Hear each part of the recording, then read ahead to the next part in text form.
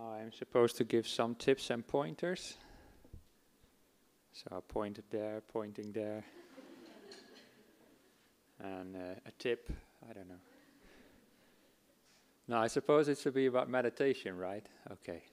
So, before lunch, I spoke about contentment and about being happy if we don't achieve anything at all in meditation. But I also had the opportunity to practice this at lunchtime because there was a table full of food. And when I was done, it felt like I achieved nothing at all.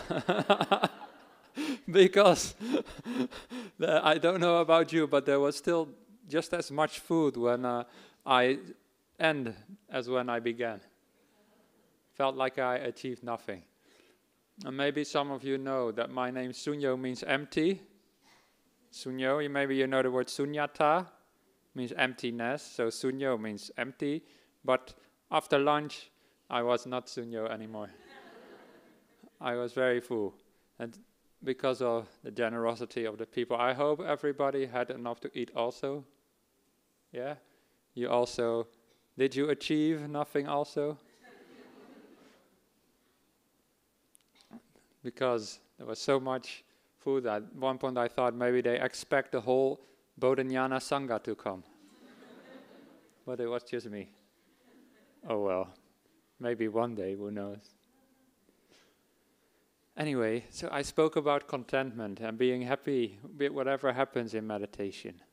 And that attitude of contentment is so important to reduce some of the hindrances in meditation, especially the restlessness that is one of the major hindrances to finding peace. With contentment, the Buddha said it in the suttas, you can find the opposite of restlessness, which is peace. Contentment is the opposite of restlessness. So, when I say, be happy, be content with whatever happens, that is actually a method to meditate and actually to find peace. So when I say be content, it doesn't mean that we always allow anything or whatever to happen. In a way we do, because by being content with whatever happens, we move towards peace. That's the idea. And this is why it's a bit paradoxical, because if we meditate and we just sit there and, I'm just gonna plan my next week, my planner or whatever. I'm gonna think a lot in meditation about what I'm gonna do, and I'm gonna be content with that. That's not what I mean by contentment. By contentment I mean being happy in the moment and to actually move towards peace. So the contentment is, in a way, is a method to move deeper inside of ourselves, deeper inside the moment, to find deeper peace. And one of the obstacles that people often run into when meditating and when finding peace is too much thinking going on. They sit there and all the thoughts start coming in and come to destroy the peace. Because when we're thinking, we're usually not peaceful at all. We are very restless. And most of our thoughts are always about the past or the future. If we just here in the present moment, how much is there really to think about? The present moment, you can't plan the present moment because it's here already. Yeah? And you can't remember the present moment either because it's not happened yet. So thinking is usually about the past or the future. And so I want to give some tips on how to reduce the thoughts in meditation. Because I said before, contentment brings us towards peace, but if we just sit there and think and think and think all the time, that may be not something to be... it's sometimes difficult to put into words how to meditate, because In a way, if you think a lot and you're content, then your thoughts should go down. But sometimes we think in such a way, and we're happy to be thinking. And if you're just happy to be thinking, then you just create more thoughts, because you enjoy the thinking. And that is actually one reason why people think a lot in meditation. Sometimes meditation teachers say, you sit there and the thoughts just come into you, into your mind. And you just have to see them arise and pass away. But in my experience, it's not like that. The thoughts don't just come into your mind. You actually create them yourself because you want to think, you like to think. And often it is very scary to find peace inside when we're not thinking, because the thoughts we think are, we believe are a part of who we are. And when the thoughts disappear, it feels like a part of ourselves disappears. But it is actually very important in meditation that we reduce the thoughts, because the thoughts, they are such a big waste of energy, let me put it that way. And in meditation, we try to increase the energy of our awareness. We try to become more and more aware and not waste our energy in thinking. Ajahn Brahm once compared it to having two parts of the mind. One part of the mind is like the doer, and one part is the knower. One part of the mind does things like thinking and planning, and the other part of the mind knows things, is what is the awareness. And we only have a limited amount of energy to spend on those two minds. It's not like lunch where we had unlimited food. In the mind, we only have a limited amount of, let's say, a mind food to spend on those two parts of the mind. And we want to give as much energy, as much food as possible to the knower part of the mind, the knowing, and reduce the doer. When we reduce the doing, when we reduce especially the thinking that goes inside of the mind, let's say this left is the doer and right is the knower. When we reduce the doing, we have more energy left for knowing. And the more energy we have left for knowing, the more clear our awareness becomes. And we can see things much more clearly. And this is how mindfulness increases, because mindfulness, one part of it is seeing better what is going on. There was this article in I don't know what the magazine was, but it was about a lady who decided to live all by herself in a cabin somewhere in Scotland or something. And people came to interview her and asked, why do you live by yourself all the way away from society? And the lady said, because I can taste food better and I am more aware of things. And this is gives you a little idea what it means to be more aware, to have more mindfulness. Because by living by herself, in a way, she had more energy left for the knowing part of the mind, because she was doing less, talking less to other people. And in meditation, that is also what we do. We reduce the amount of doing that's going on in the mind and increase the amount of knowing.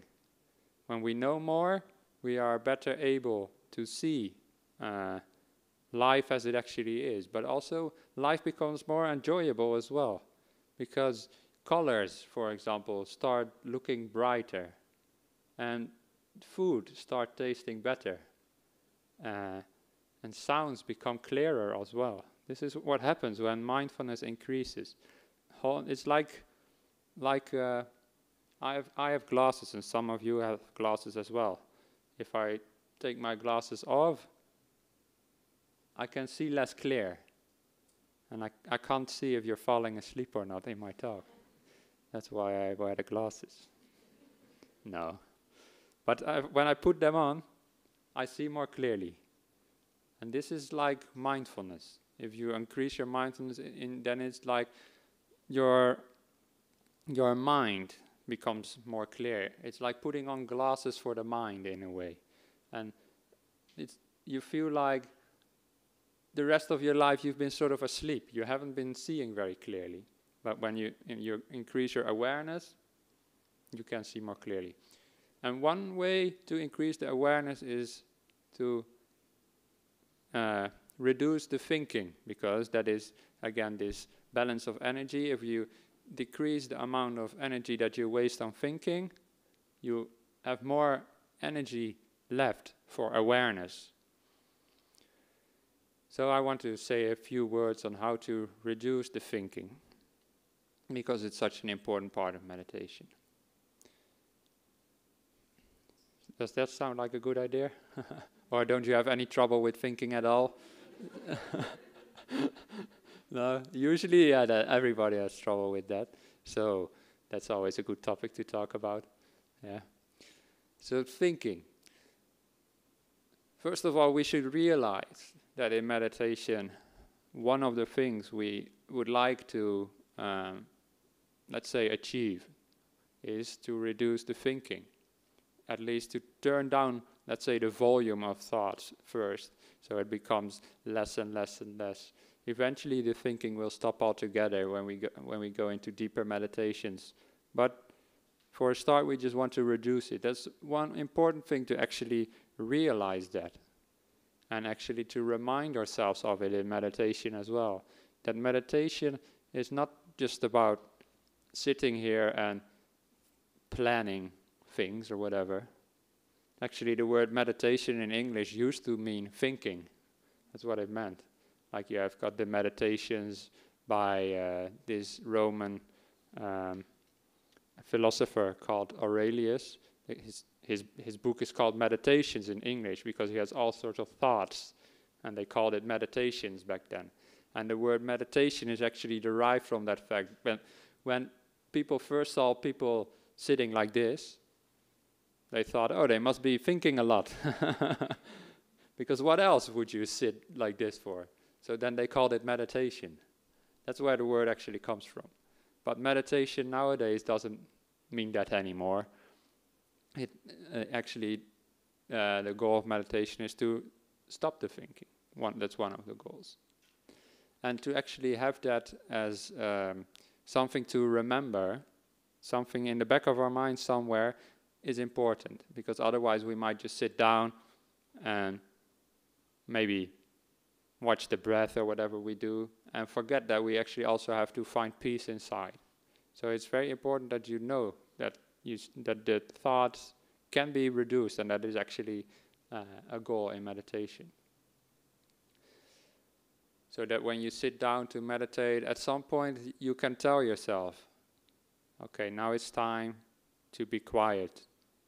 And it's not the time to be planning. It's not the time to be thinking about the past or the future, or even think about the present moment. Now is really a time to find peace inside, to find the stillness, the beauty of silence.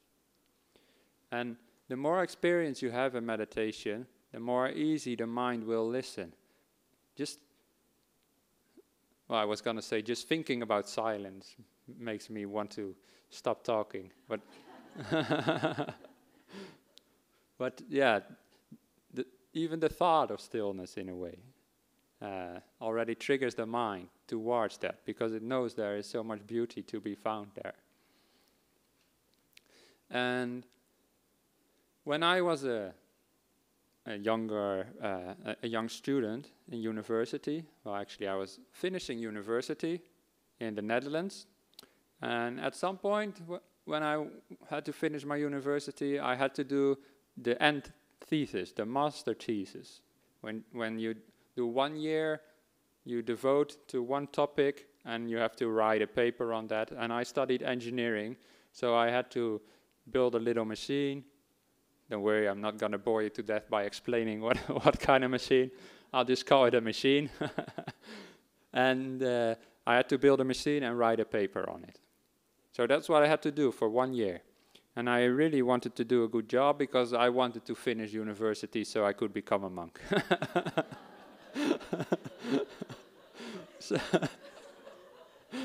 So I didn't want to fail. By the way, that was sort of a deal with my parents, because before, while I was still in university, one day I went to my parents and said, "Hello, Mom and Dad, I'm gonna become a monk." And they were like, "Huh? What is that idea?" So they said, no, don't become a monk. You have to at least finish university first. So from that point on, actually, I stopped almost all my contact with my friends. And I didn't go out partying anymore and that sort of stuff. And I actually almost fully devoted my life to finishing my studies. So I actually could become a monk. But that was nice intentions to become a monk, but still had to finish the studies. And as I said, I devoted my whole life to it. And in a way, that went wrong, because this is what happened, especially during my master thesis. During the morning and afternoon, and even large parts of the evening, I was in university working on my little machine and writing my little thesis and doing the calculations and stuff and writing the computer code for it and all the stuff that I had to do. And I was working all day. Sometimes even once I was locked up in university because they closed the doors.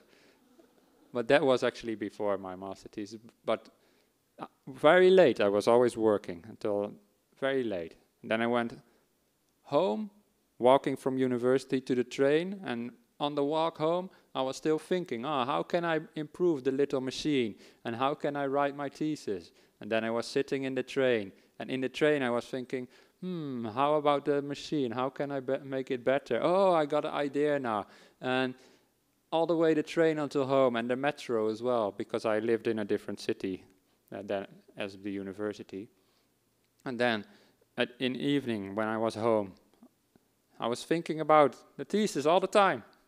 And then I went to bed, and I probably even dreamt about it. And then I woke up in the morning, and while having breakfast, I start thinking about the machine again. And on the way to university, again, about the thesis and the machine. I was thinking about it all the time, basically. That's what I'm saying. Even in the weekends, when university was closed, I was always thinking on my little machine and on the thesis. And that wasted so much energy, actually. And my thoughts became very inefficient. I was thinking a lot about the machine, but I was actually having less and less useful thoughts. I was becoming more tired, basically. And I realized this was happening, and I needed to do something about it. I wasn't even thinking so much on purpose. It just happened because I had so much investment in that thesis, wanting to finish it. I couldn't stop thinking about it. Day in, day out, I was thinking about it. And you might have something similar. Maybe it's your job or your family or whatever. You just can't stop thinking about it. And it always comes up again. And it's also similar in meditation. We sit down, and it may not be one specific topic, like my machine, but it may be all sorts of different things just come up in your meditation, and you just can't stop thinking. There's all this stuff going on. What did I do when my thesis became a problem and when I was thinking too much and become tired? I made a resolution with myself and with my mind. I lived in the Netherlands, so we have lots of canals over there with water in it. Well, that's usually wet canals, but in Delft, where I studied, there was also a big canal that I had to cross every day to get into and out of university. I always crossed the bridge walking, and I made the resolution that all my thoughts about my little machine, they could not cross the canal. I could cross the canal, but the thoughts, they would be stuck behind. So when I crossed the bridge out of university, that was a reminder for myself, oh, now is no longer the time to think about my thesis. Now I have time to relax and do other things, basically. So in the train on the way home, I was not thinking about the machine as much anymore, very little. And actually, usually I would meditate in the train back home. And from that point on, I started getting more energy. And of course, every morning when I walked back into university, when I crossed the canal, then I gave myself the opportunity to start thinking about it again. And just to have this physical barrier was very helpful for me to reduce the thoughts. And actually, I became much more efficient, a more efficient student by doing that.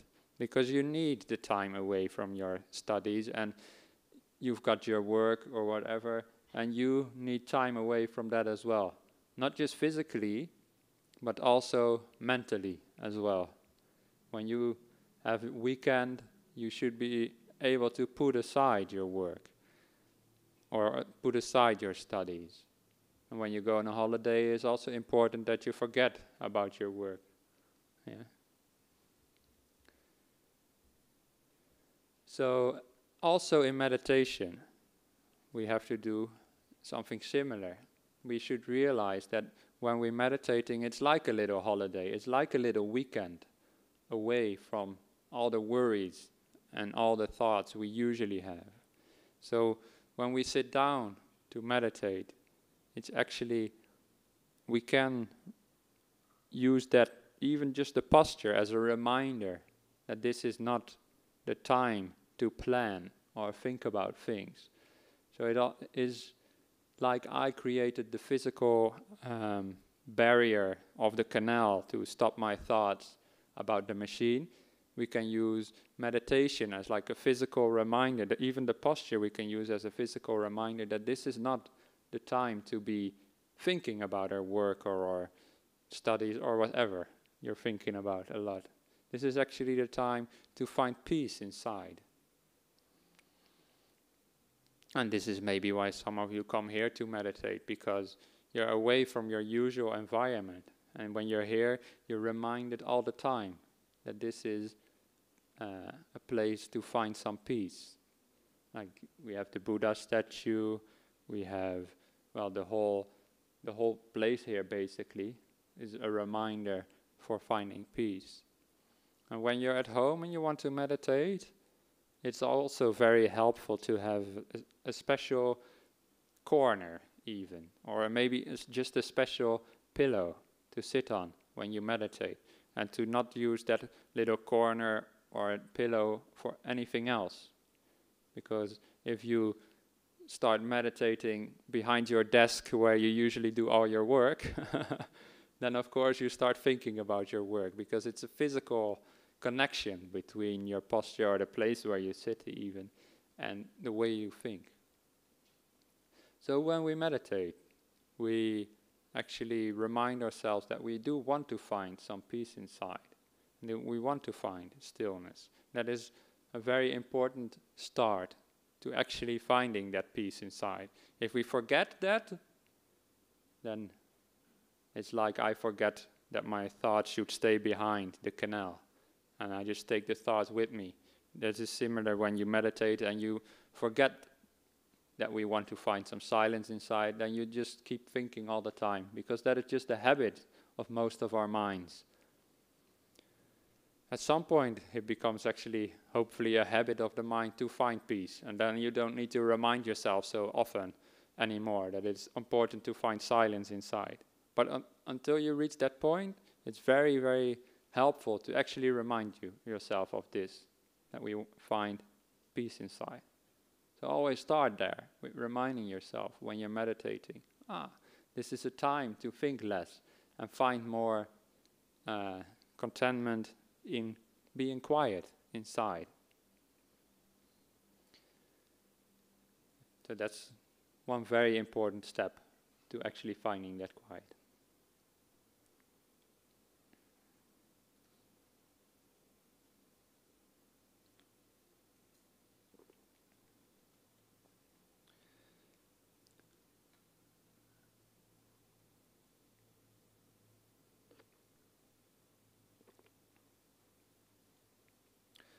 Another thing that's very helpful in finding the quiet inside is to enjoy where we are right now.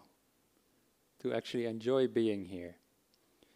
And to have an alternative to the thinking.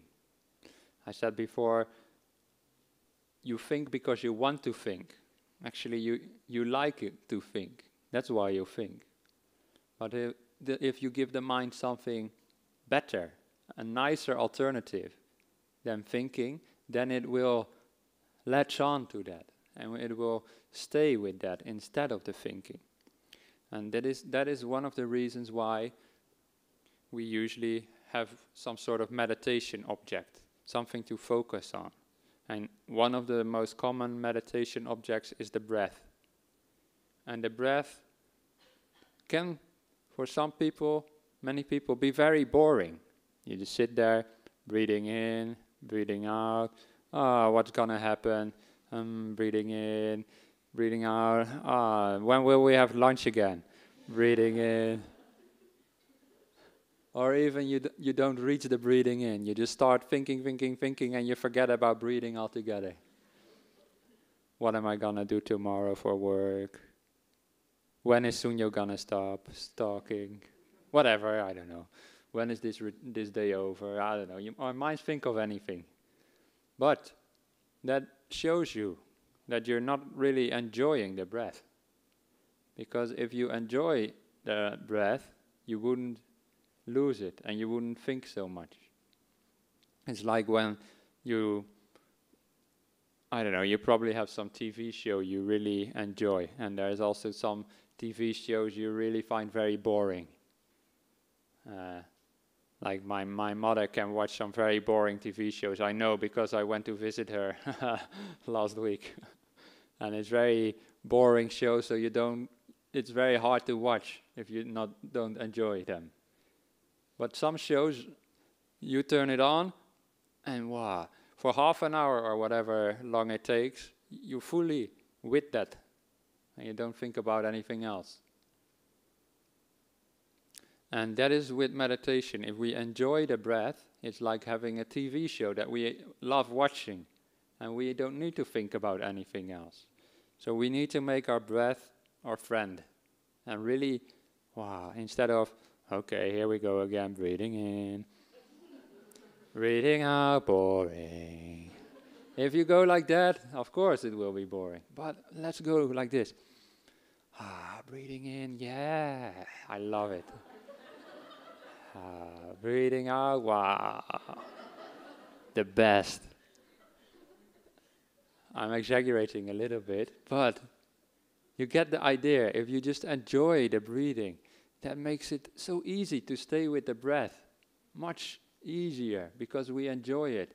If it's a chore, if it's something we don't want to do, no, it will never work. So we actually have to make sure that we love being with the breath, or whatever else we might choose as our meditation object. But the breath is one very common one. And I was sort of assuming that you've all heard about breath meditation before. But in case not, that's all right. You can apply the same principle also to the present moment, which I talked about before. If we sit here, okay, present moment. I hear all about this, but my present moment always very boring. Then, of course, your mind won't stay with the present moment. But if instead we think, yes, the opportunity to be in the present moment and really experience life as it is, then it's much easier to stay with the present moment. And one way to make, for example, the breath more enjoyable is to realize that, wow, the Buddha and all his disciples since have been doing the same kind of meditation. They have been focusing on the breath as well. Wow, isn't that amazing? I find it quite cool that we are basically doing what the Buddha did and what all the monks and nuns and lay people following the Buddha all have been doing. We're sitting here to meditate and we're following their example. And that is really amazing to me. So wow, I'm breathing in, wow, I'm feeling the breath just like the Buddha did. And that makes it so much more enjoyable to be with the breathing. So that is already 2 ways to reduce the thoughts. First of all, to realize that that is something we, in a way, aim for. Yeah? Reduce the thoughts. To actually remind ourselves that this is not the time to be planning our future or to regret the past or whatever. And the second thing is to actually enjoy something else than thinking. Actually make something else the primary thing we like to watch. And the breath is a good example for this. Because usually we love thinking. You might not realize this, but this is, in my experience, is the way it actually is. The thoughts just don't come out of nowhere. They come because we want them. We actually create them ourselves. So we have something better than the thoughts instead. For example, the breath. So that's the second way. The third way is actually to, instead of making something else more important and more beautiful, is to actually make the thoughts less attractive. Yeah, instead of making the breath more important to us, we make the thoughts less important. Because how many of you have thought about all these things before that you think about in meditation? You think the same thing over and over again, and hoping to find a solution. Or maybe you have a certain scenario in your mind, and it just keeps playing in your mind. The same story is always going on. That is one thing that very often happens. Or our thoughts are just random nonsense. Stupid stuff. That happens to me a lot. Stupid stuff. And it has no use at all. If we actually realize this, that our thoughts don't do much for us, then it actually they become less attractive. It's like, why am I thinking all this nonsense? It's no use at all. And the Buddha called this reflecting on the so-called the dangers or the drawbacks, is maybe a better translation, of the thoughts. And this is specifically a method that the Buddha gave to reduce thinking, is to reflect on the drawbacks of all this thinking. So you can reflect upon the fact that all these thoughts, where do they lead you? I told before in the talk that I gave yesterday that you can plan 99 things and it's always thing 100 that happens. So all these thoughts about the 99 things are just a waste of time because it's always gonna be something else that happens. And this is especially the case in meditation.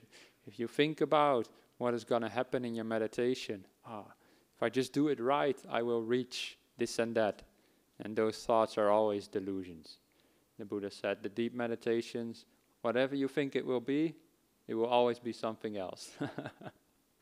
And this is very true.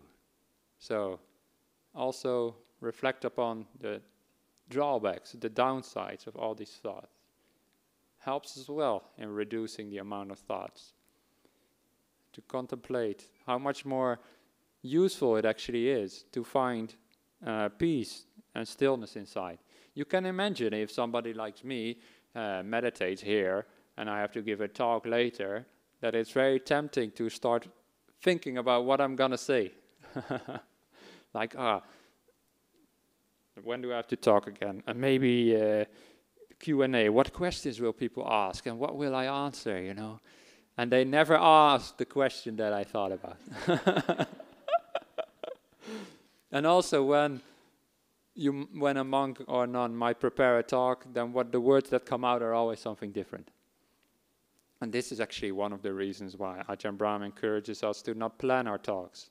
And this is why sometimes they're a bit messy and chaotic.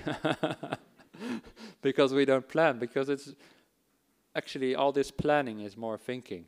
And we want to be able to improvise a bit more.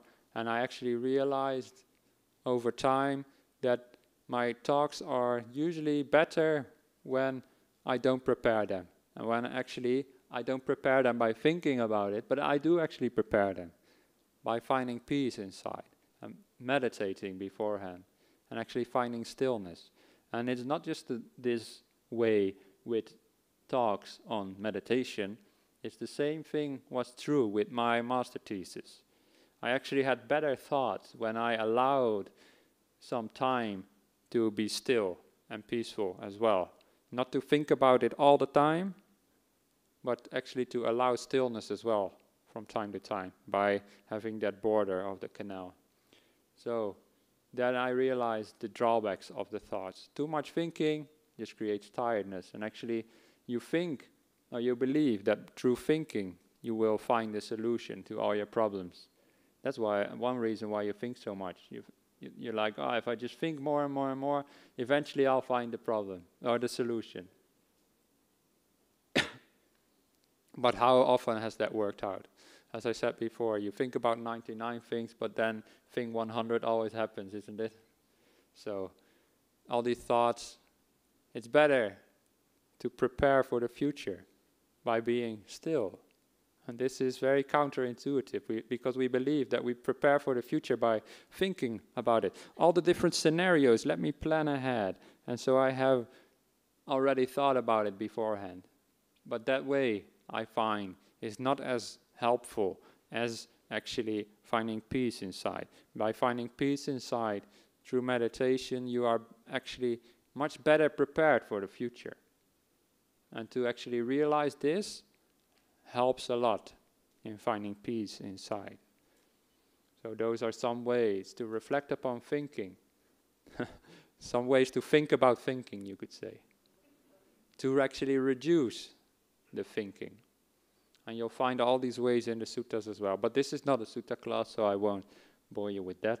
But it's, for example, for those interested, in the Majjhima Nikaya number 19 and 20, you find these kinds of ideas taught by the Buddha to reflect upon the drawbacks of the thoughts, but also on the benefits of silence, and to have some other object that is more enjoyable than the thoughts. For example, the breath. And if we have that, we can find more and more peace inside. And it's like we turn down the volume of the thoughts, and the thoughts become less and less loud, and they become less and less important. And the time between the thoughts, the time of stillness becomes longer and longer. And eventually we just sit there and be very happy and peaceful and quiet inside. And that is when the mind actually starts gathering more of this knowing energy. And we reduce the amount of energy we invest and lose in thinking about stuff. But we also lose energy by listening and by talking. So I'm going to stop it there for now. And I see that we have some self-practice time until 4 o'clock. So I will just stay here and I will meditate here, but I won't guide it. So, and you can do whatever self-practice means to you, I suppose. And then at 4 o'clock we have questions and maybe answers as well, but we'll see about that.